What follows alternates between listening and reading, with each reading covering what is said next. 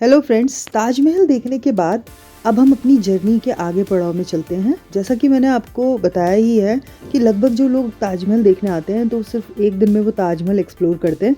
But आज मैं एक ही दिन में with in a single day आपको ताजमहल के साथ साथ फतेहपुर सीकरी भी एक्सप्लोर करवाऊंगी। तो अब हम निकल गए हैं ऑटो से। यहाँ से ऑटो हायर किया है मैंने ताजमहल से, के गेट पर आपको मिल जाएगा और ये आपको सीधा लेकर जाएगा ईदगाह बस स्टैंड। एक्चुअली यहाँ पर बहुत सारे सोर्सेज हैं जाने के लिए, पर सबसे जो कन्वीनियंट सोर्स है वो है इलेक्ट्रिक बस, जो यहाँ से आपको लेकर जाएगी फतेहपुर सीकरी से। यहाँ से ऑटो भी जाते हैं और भी चीज़ें अवेलेबल हैं और किराया अप्रॉक्स 55 से रुपीज़ 60 के आसपास है। 55 टू 60 रुपीज़ लगते हैं, जो कि बहुत ही रीज़नेबल हैं। और जो टाइम ड्यूरेशन लगता है वो ताजमहल से लगभग 1 घंटा लगता है टू फतेहपुर सीकरी। तो अगर आप ताजमहल जल्दी आ जाएं तो पहुंच सकते हैं। अब हम यहाँ पर गर्मा गर्म चाय ट्राई कर रहे हैं, जो कि बहुत अच्छी है, कुल्हड़ चाय।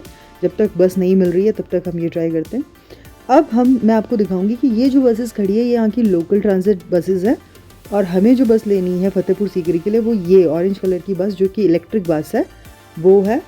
इसका जो किराया है वो 55 रुपीज़ पर हेड है और 1 आवर का ड्यूरेशन मैंने आपको बता ही दिया है, तो ठीक है। और इसके अलावा भी अगर आप ऑटो भी हायर करें तो वो भी सेम ही अप्रॉक्स इतना ही खर्चा लेते हैं और टाइम थोड़ा वहाँ उसमें एक्स्ट्रा जाता है। तो क्यों ना आप इसी में ट्रैवल करें। तो अगर आप गर्मियों में भी जाते हैं तो फुली एसी बस है, और अगर सर्दियों में भी जाते हैं तो आपको ठंड नहीं लगेगी इसके अंदर। तो ये एक अच्छा बेनिफिट है इस बस के लिए। तो हम निकल गए हैं बस पर। एक चीज़ है, बस की फ्रिक्वेंसी बहुत अच्छी नहीं है, तो आप डिपेंड करता है कि आप किस समय पहुँचे हैं। तो 20 to 30 मिनट्स के बीच में फ्रिक्वेंसी है, तो कभी कभी तो शायद ज़्यादा भी टाइम लगता है। तो ये देखिए, यहाँ से हम निकल पड़े। तो ये बस है जो कि फतेहपुर सीकरी आपको ले जाएगी, और मैं अंदर जा चुकी हूँ। और ये बिल्कुल खाली, लगभग खाली जाती है। इसमें आप आराम से ट्रैवल कर सकते हैं, कोई ऐसा प्रॉब्लम नहीं आता। और ये बिल्कुल फतेहपुर सीकरी के बुलंद दरवाजे के आगे आपको है कि हम जल्दी से जल्दी फतेहपुर सीकरी पहुँचे। तो बहुत अच्छी सिटी है फ्रेंड्स, बहुत कुछ सुना है फतेहपुर सीकरी के बारे में, और विद इन 1 डे एक्सप्लोर करना है। इसलिए आप कोशिश कीजिए कि आप जहाँ से भी आ रहे हैं, जैसे हम तो दिल्ली से आए थे, तो हम जहाँ से भी आप आ रहे हैं, बहुत अर्ली मॉर्निंग आप ताज पहुँचिए। अगर आप 6 बजे तक ताजमहल पहुँच जाते हैं तो उसका डबल बेनिफिट होगा। एक तो आप वहाँ बहुत अच्छे फ़ोटोज़ और पिक्चर ले सकते हैं जब खाली रहेगा ताजमहल, और साथ ही साथ यहाँ पर भी आप बहुत आसानी से फतेहपुर सीकरी भी सिंगल डे में आप दोनों चीज़ें कर लेंगे, और बहुत हौज पौचिंग भी नहीं होगा। तो ये आप देख रहे हैं, तो हम लगभग रास्ते में हैं और हमारी बस निकल पड़ी है, और फतेहपुर सीकरी से लगभग हम कुछ दूरी पे हैं। तो यहाँ पर आप नज़ारे देख रहे हैं, बहुत लुभावने हैं। और फ्रेंड्स, अब हम लगभग बिल्कुल फतेहपुर सीकरी के गेट पर खड़े हैं हम। तो ये आप देख रहे हैं कि यहाँ से बस आपको छोड़ देती है, और यहाँ से आप पैदल, जो बुलंद दरवाज़ा है सामने ये दिखाई देता है, तो बुलंद दरवाजे में आप यहाँ से ये देख जाएगा बुलंद दरवाजे की ओर। और रास्ते में आपको बहुत सारे स्कैमर मिलेंगे जो अपने आप को गाइड बोलेंगे, उनसे बचें प्लीज़। तो ये आ गए हैं हम बुलंद दरवाज़ा। तो बुलंद दरवाजे की अगर मैं फ्रेंड्स बात करूँ, तो आप देख रहे हैं कि ये रास्ता बहुत ही सुंदर लग रहा है, और ऊपर स्टेयर्स है जाने के लिए। तो इसे बादशाह अकबर ने 1575 में अपनी, जो उन्होंने विजय प्राप्त की थी गुजरात पर, उसके प्रतीक के रूप में ये दरवाज़ा बनाया गया था। इसको वर्ल्ड का टॉलेस्ट गेटवे भी कहा जाता है, क्योंकि इसकी जो अगर हम इसकी लंबाई की बात करें तो 177 फीट हाई है ये, अप्रॉक्स 54 मीटर्स इसकी जो हाइट्स हैं, तो वो वर्ल्ड टॉलेस्ट गेटवे में काउंट होती है। तो ये बहुत ही सुंदर है, और इसके अंदर शेख सलीम चिश्ती की दरगाह है। मतलब जो जहाँ मैं आपको ले जा रही हूँ, जो अकबर ने शेख सलीम चिश्ती, जो एक सूफ़ी संत थे, उनके नाम पर एक दरगाह बनाई थी। क्योंकि फ्रेंड्स, ये कहा जाता है कि जब अकबर ने अपनी संतान प्राप्ति के लिए इन पीर बाबा के आगे कोई मुराद मांगी थी, और जब वो मुराद पूरी हुई तो उन्हें एक बेटा पैदा हुआ, और वो बेटा आगे चल के जहांगीर के नाम से फेमस हुआ था। तो उसका नाम भी उन्होंने इसी सूफ़ी सेंट के नाम पर रखा, जो कि सलीम कहा जाता था, और बाद में वो जहांगीर के नाम से फेमस हुआ था। तो इसलिए भी, मतलब इन अ फॉर्म ऑफ, हम ये कह सकते हैं कि एक शुक्रिया या धन्यवाद के रूप में उन्होंने ये शेख सलीम चिश्ती की दरगाह इस बुलंद दरवाजे से होते हुए अंदर की ओर यहाँ पर बनवाया है। तो ये हम पहुँच गए हैं फतेहपुर सीकरी में, जो शेख सलीम चिश्ती की दरगाह है वहाँ पर। तो यहाँ पर आप देख रहे हैं ये छोटी छोटी कब्रें बनाई गई है, तो और ये पूरा का पूरा अगर हम आर्किटेक्चर की बात करें तो फ्रेंड्स बेहद खूबसूरत दरगाह है ये। इसमें लाल बलुआ पत्थर और संगमरमर दोनों का इस्तेमाल किया गया है, मतलब रेड सैंडस्टोन्स जो हैं वो आप दिख रहे हैं यहाँ पर इमारत में, और वाइट मार्बल्स का एक अजीब सा मतलब बहुत खूबसूरत कॉम्बिनेशन है, रेड एंड वाइट का कॉम्बिनेशन यहाँ पर है।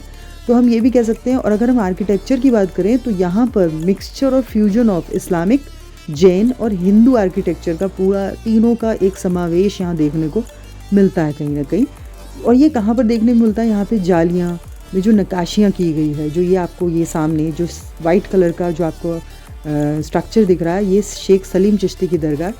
तो बहुत अच्छा माहौल लग रहा है यहाँ पर। चारों तरफ अगर आप देखेंगे यहाँ पर बहुत सारे फिल्म्स की शूटिंग्स भी हुई है, और अगर आपने टाइम टू टाइम देखा होगा मूवीज़ में।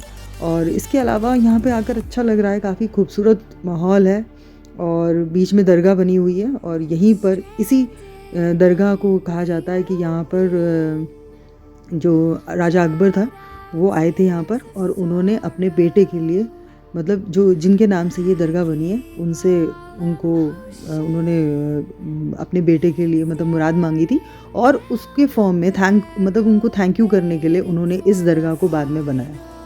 तो आप देख रहे हैं कि लोग आ रहे हैं और जा रहे हैं, और मेरे पीछे शाम हो गई है इसलिए लाइट्स ऑन हो गई है, और देख रहे हैं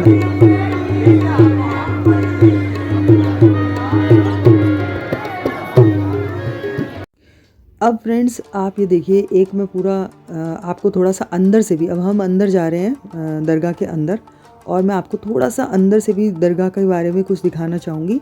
ये है सूफ़ी सेंट सलीम चिश्ती की दरगाह, जो कि फ़ेमस सेंट रहे हैं अपने ज़माने के, और यहाँ पर कई लोग आते हैं और अपनी भिन्न भिन्न जो भी उनको मांगना होता है वो मांगते हैं। तो यहाँ पर मैं आपको थोड़ा सा और यहाँ की जाली वगैरह दिखाना चाहूँगी अंदर जाके। यहाँ पे मैंने कोशिश की है कि आपको दिखाऊं। तो ये देखिए, यहाँ पे हम अंदर घुस गए हैं, अंदर चले गए हैं हम, और थोड़ा सा इंटरप्शन के लिए सॉरी कहूँगी। और अब देखिए, ये बीचों बीच एक जो सूफ़ी सेंट हैं उनकी ये मज़ार कह लीजिए, ये मज़ार है या कब्र कह लीजिए, मज़ार कह लीजिए इसको आप, कब्र तो बाहर छोटी छोटी लगी है, ये मज़ार है उनकी।